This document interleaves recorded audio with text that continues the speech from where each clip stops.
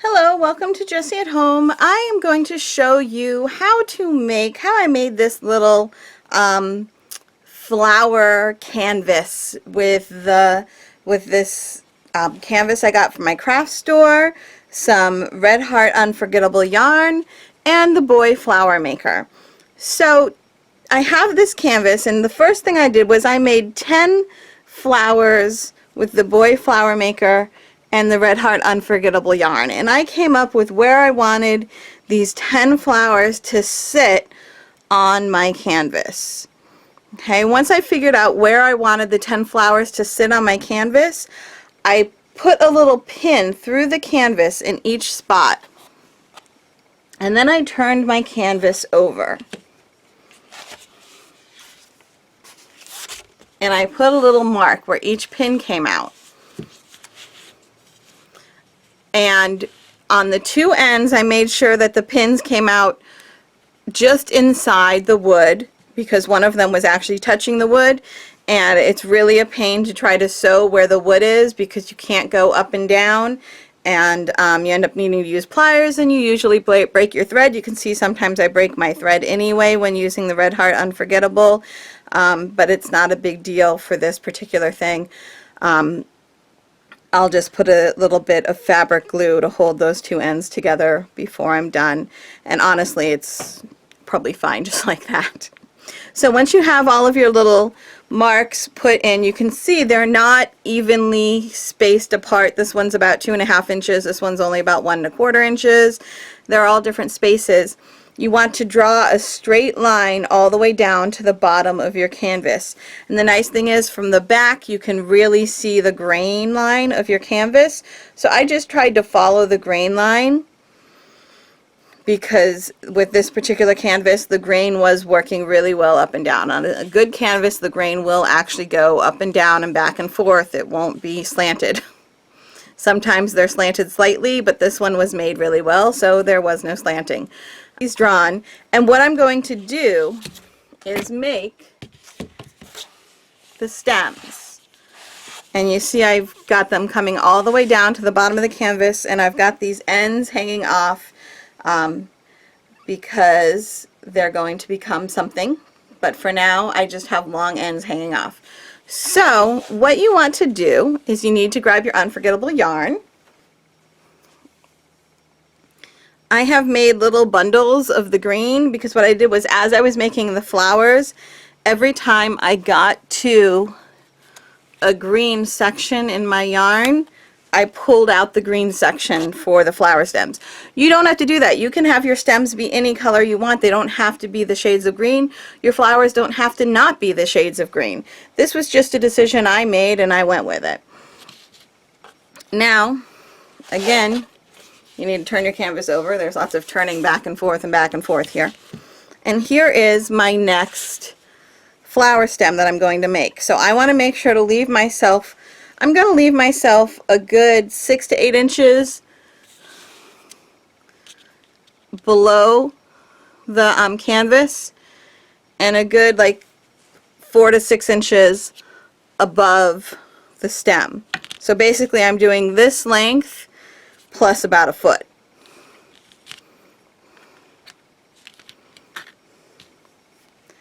Now I'm going to thread my needle. You need a needle that's actually sharp. So it's fun finding one that has it's sharp and it's got an eye big enough for the needle, for the yarn to go through. You're probably going to find this in like the embroidery section of your craft store. You just need to make sure that it actually has a sharp point on it, not like a cross-stitch needle or a yarn needle that has a blunted end. Now, what you might want to do is kind of poke your needle through the very bottom of your stem. Okay, you're not sewing through here, you're just poking the needle through there, so when you turn your piece over you can see really clearly, because your needle's sticking out, where that spot is.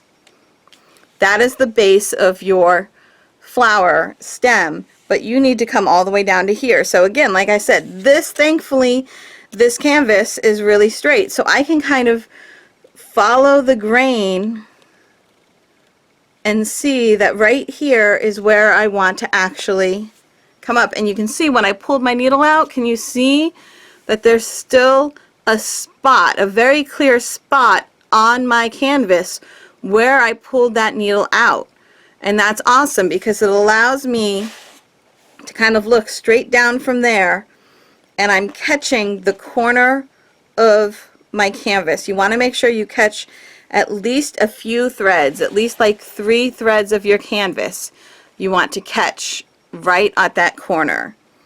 If you don't catch enough, you might actually make a hole instead of going in and then out. And this is a big pain. There you go. That's the worst part right there. Okay? Now you're going to go down in the hole that you made before. Just go straight down into that hole. Pull through. Maybe. I might have lied about that being the worst part, apparently. Always on camera, you have to have a fight. There you go. And now we turn over. Alright, so now what I'm going to do is go up and down and up and down all the way up this line. I'm going to try to just pull my yarn tight without pulling it farther through than it had already been pulled through. You want to work this yarn as little as possible because as you work it, it starts to fray apart and separate. Okay, this is probably one of the worst possible yarns you could use for making a stem like this, because it doesn't have a lot of twist to it, so it's really easy for it to be separated when it's not together into a stitch. But it looks so pretty that I'm willing to deal with the pain of it. It's only when you get the really, really long ones that you run the real risk of breaking them. I mean, you always run the risk of breaking them, but I've only done it on the long ones, so. We're going to just keep going up and down.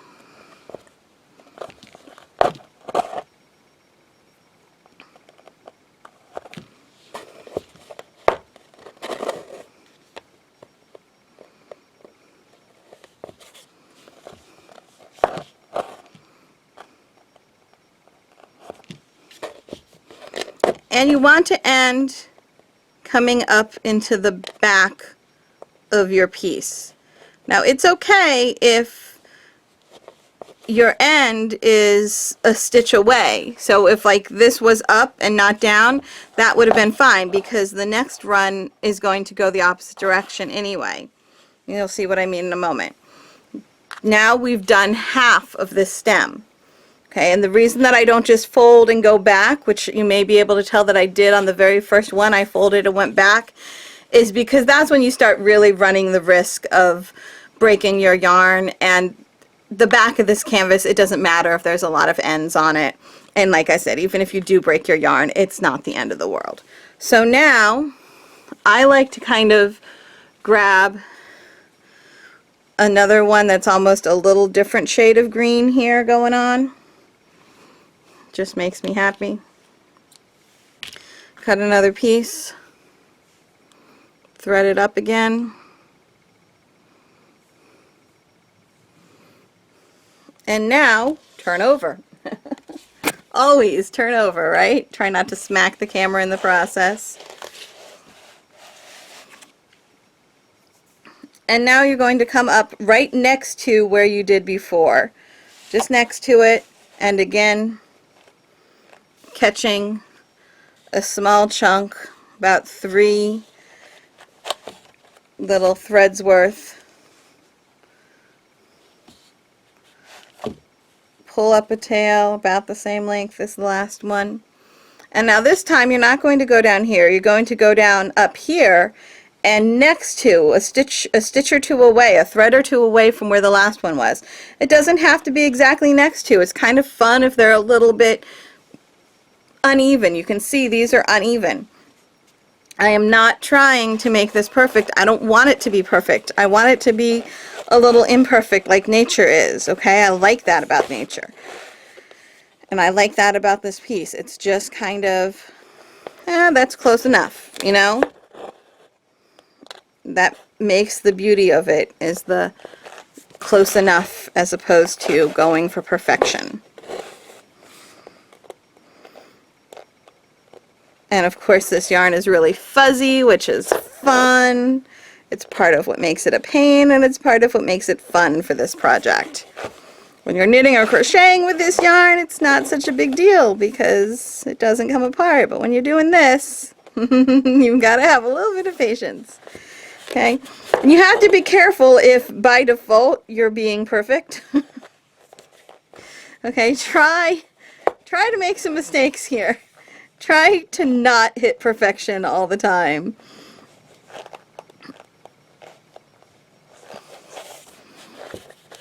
Okay, and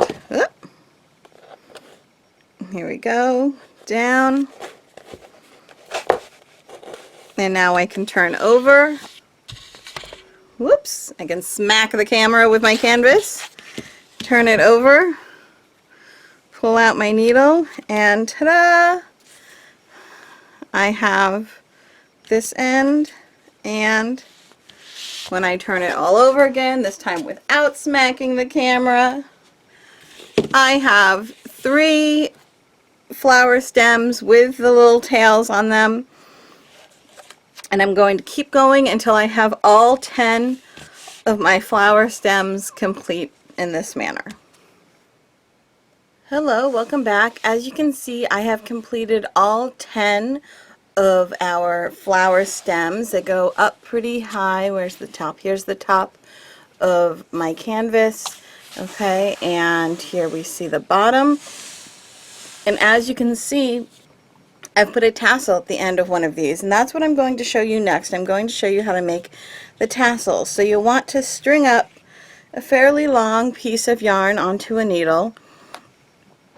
You'll need the 2 ends that came off of your stems, and then something to wrap your tassels around. I'm using a DVD, and you need to decide how many times you want to wrap your tassel. I am wrapping 15 times, which means my tassel will have 30 strands, well actually 32 when you count these two. So I'm going to wrap 15 times. I'm going to find the other end. Here we go. Here is the cut end of my yarn.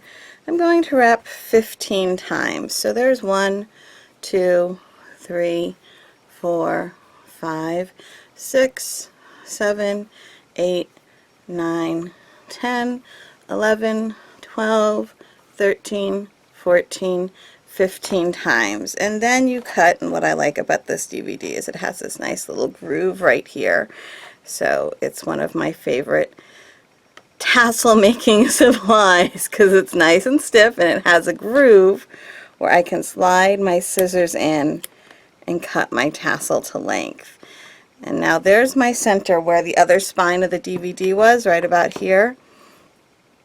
And I'm going to lay that center in between the 2 ends of my leaf, and I'm just going to tie a double knot and a square knot. So that's right over left and then left over right.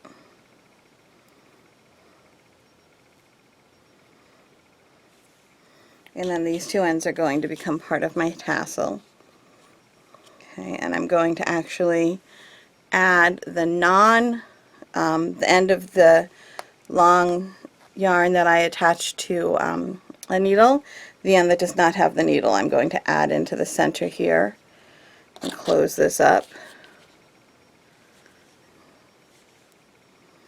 Then I'm going to pinch it shut to where I want the top of my tassel wrap to be, and I'm just going to wrap this around, which is a little harder to do far away from myself. You might actually end up knocking your needle off, but that's okay, you can add it back on later. So the first couple wraps are usually a little bit more difficult. My light just fell. The first couple wraps are usually a little more difficult. especially when you have technical difficulties like falling lights. Then once you get them going, it tends to be right where you want it. It tends to kind of stay nice and pulled tight. And again, if this were not trying to be sitting on a table where you can see it, life would be a little easier.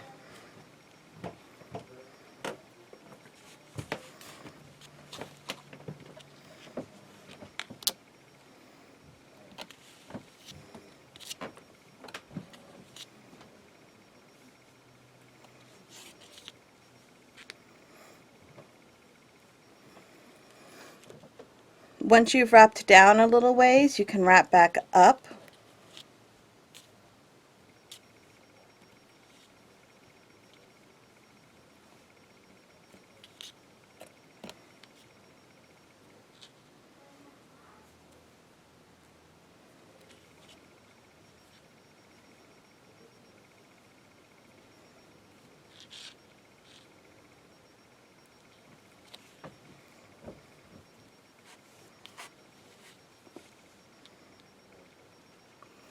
Once you've gotten back up to the top of your tassel, you can actually just sew, and this is why you have your needle on the other end, or you could put the needle on now.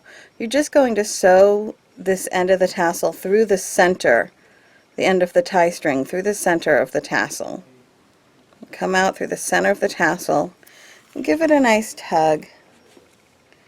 Okay, now this should really stay. There's not going to be strain on this tassel, okay? So this tie should actually keep this tassel nice and complete, because this isn't a worn item.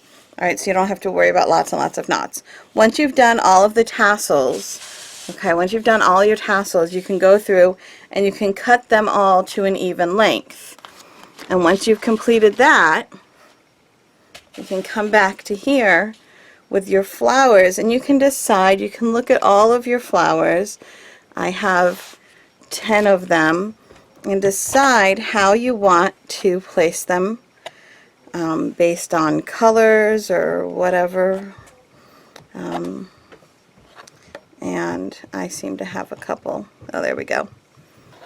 Alright, so once you've done that, what I actually do is I'm actually going to cut my ends kind of close, because I am using hot glue. Let me make sure that it's coming out here. My hot glue gun is a little disrespectful of my authority. It doesn't really like me much today. Here we go. Oh, and I'm gonna hot glue my nail. Alright, so I'm gonna put some hot glue on there, and that's going to keep that end down. And now it's also going to provide me with the glue that I need to attach my flower. And that's all it takes. Once you've done that, if you want to see the back of this, let me move my, oh, there goes my light again. If you want to see the back, you can see that I clipped most of the ends here. I just clipped them. You can put a little bit of hot glue on them to hold those ends down. What I'll probably do is put a little bit of hot glue right here where it's directly underneath the flower, and then once that's done, I'll just probably leave that floating up there. You won't be able to see through the canvas. Okay, so here we have again the front. There's the pretty flower, and then down here we have the tassels, which we will cut across evenly. I hope that all made sense, even with the falling light for you, and enjoy your piece.